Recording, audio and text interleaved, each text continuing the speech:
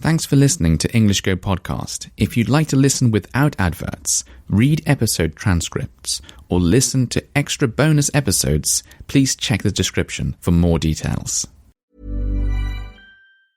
That was a great dinner. So great. Wait, where'd you park the car? Oh, the one I just sold to Carvana. What? When did you do that? When you were still looking at the menu. I went on Carvana.com and all I had to do was enter the license plate or VIN, answer a few questions, and got a real offer in seconds. They picked up the car already? No, I parked around the corner. But they are picking it up tomorrow and paying me right on the spot. Oh, no wonder you picked up the check. Yeah, about that. Thought we were going halvesies. Sell your car to Carvana. Visit Carvana.com or download the app to get a real offer in seconds. Well, hello. It is another hot day here in Japan, and it's always a hot day now. It's just, if I woke up tomorrow and it was cold, I would be shocked. I would be surprised. Just consistently hot. Anyway, enough about the weather. What did I get up to yesterday? Yesterday was a fun day. I went out with my wife and her mother, very kindly drove us to I'm trying to think, how do you describe this place? It was a little unusual. I think I would describe it as a park, probably like a park. But I think like the main attraction of this park was lilies. Hang on, is that right? Water lilies. There were some water lilies, but then there were sorry, not lilies. No. Lotus flowers. I don't know if you know what a lotus flower is, but it's big. You know, that's not a good description. It grows in the water. It's got these big round leaves that are huge, like over 30 centimeters wide, big green round leaves. And then these gigantic like flowers come up from them, lotus flowers, and they are really beautiful, and they are pretty rare in England. And do we even have any in England? I don't know. I've never seen them growing. I mean, maybe if you go to like a special garden place where someone's planted them on purpose, you might see them, but I've never seen them growing naturally in England. However, water lilies, which I think are maybe related to these lotus flower things, they look a bit similar, but water lilies are a lot smaller. The leaves are like 15 centimeters, 10 centimeters, I don't know. And the flowers are always really low to the ground. So, water lilies are quite nice. And we have those in England. They grow naturally in rivers, in canals, and sometimes people have them in like a pond in their back garden. Anyway, the main focus at this place was water lilies. No, lotus flowers. Sorry. And they had so many varieties. It was crazy. It was never ending. There were so many of them. And I've never seen so many in my life. And like I said, they're very beautiful flowers. And it was a really nice day. It was a bit rainy. But somehow that wasn't a bad thing, even though I'd forgotten to take an umbrella. It wasn't such a bad thing because it sort of went together well. Like these plants that grow in the water, and then you've got a bit of rain. And it was hot anyway yesterday, so like I was getting a bit wet, and I thought, I don't really mind so much. It's already really, really hot, so like a bit of rain on me is just helping to cool me down. So no problem. What did we buy? We bought some food, and I don't know what it is. I still don't know what it is.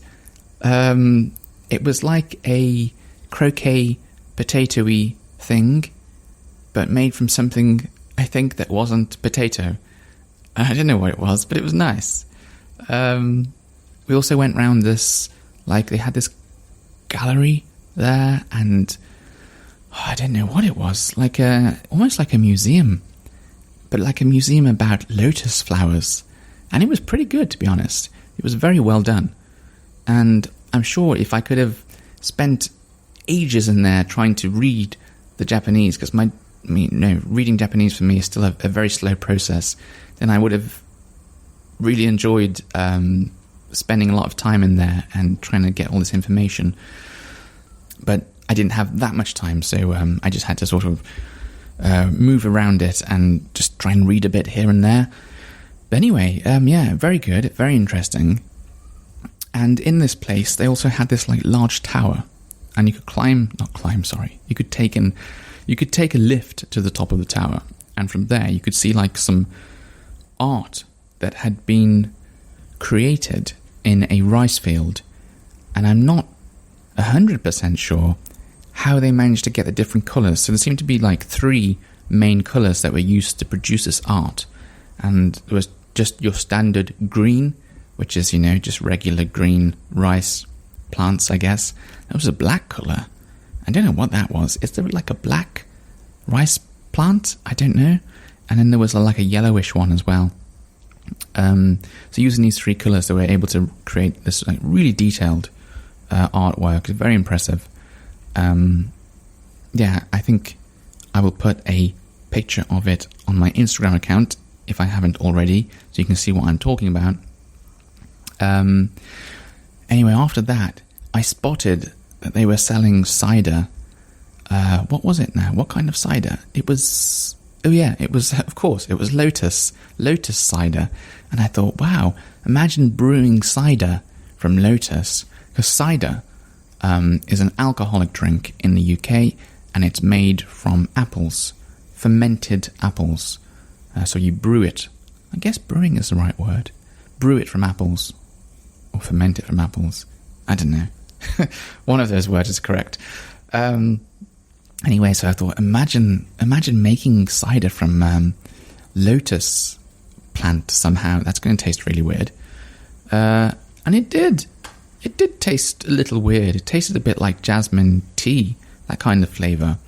But it wasn't cider, at least not the cider I thought it was. Apparently, in America, there are 2 types of cider. You get hard cider and soft cider. Hard cider means alcoholic cider. Soft cider means apple juice. What we just call apple juice in England, they call cider in America. I don't know why. Who knows? Anyway, since Japan always copies America for pretty much all of its English, when they say cider, they mean American cider, not alcoholic real cider. So I was a bit disappointed because I was thinking this is going to be like really interesting, alcoholic experience, and it was just lotus juice, which was interesting. It was nice to try. It was quite nice. It was quite nice. It was pleasant. It was a bit like perfumey, a bit sweet, but yeah, nice. Anyway, like I said, it was a really nice place, and it was a fun day out. And then afterwards, we went to get some food in a restaurant, and we just went to a chain restaurant. Now, I don't mind going to chain restaurants. I really enjoy going to chain restaurants. If the food is good and the price is good, then you count me in. I like it. And it's what particular restaurant we went to. It has, I don't know if all of them do, everyone I've been in so far, they have like these robot cat waiters. I don't know how to describe it. You probably, if you've not seen them before, you probably have some like really wild vision in your mind right now, but they're not that crazy. How do I describe this?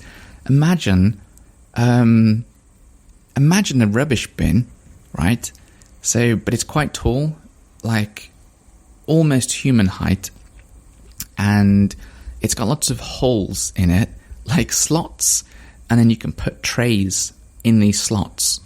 So like a shelf, sort of like a bookshelf, and you can put all of these trays in with plates on and, your food on, inside this thing that looks like a very large rubbish bin on wheels, and it's got these pointy ears at the top of it that look like cat ears, and a screen with a sort of cat face on it. I really should have taken a picture of this, because it is difficult to describe if you've never seen one before. And these things, they're expensive, these robots. they cost pretty much about the same money as it costs to employ a human for 1 year. Like 1 year's salary, 1 year's wage. So after, if the robot survives the whole year, then the next year it's like free, instead of paying a human, I guess.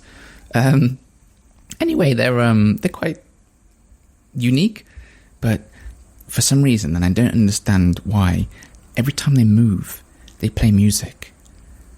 And the one we went to, like the restaurant we went to yesterday, they were like a normal volume, like medium volume. That's okay. I don't mind that so much. And they go away into the kitchen and, get some more food and come back out and then go away and get some more food. But then there's this one restaurant we went to, and wow, I don't know why, but their volume is ridiculously loud when they play this music. And they don't go back to these two robots that they have in this one restaurant. They just sit there all the time, and they keep playing this music, and then they bump into each other, and then they can't work out what to do. Like, they don't know which way to go, and then they just keep playing music and keep saying, like, I'm stuck, please help me, or I don't know. Oh my. Yes, they talk as well. And it gets irritating after a while. If you're just in there, you're going there, you're eating, you get out, it's okay. But if you're going there and you want to treat it sort of a bit like a coffee shop, and these things drive you mad in the end, because they just play the same tune over and over again. And I'm thinking, why? Why do they need to play a tune? Like, when we have humans walking around, the humans don't have to sing when they're delivering someone's food. They're not walking around going like da da da da da da da to let people know that they're coming. We can just use our eyes and we can see that there's humans walking around. So I really don't think these things need to make any sound whatsoever. They can detect when someone is in front of them. They can see when someone's in front of them, and they say like, I'm coming through, excuse me. That's all you need. That's good enough.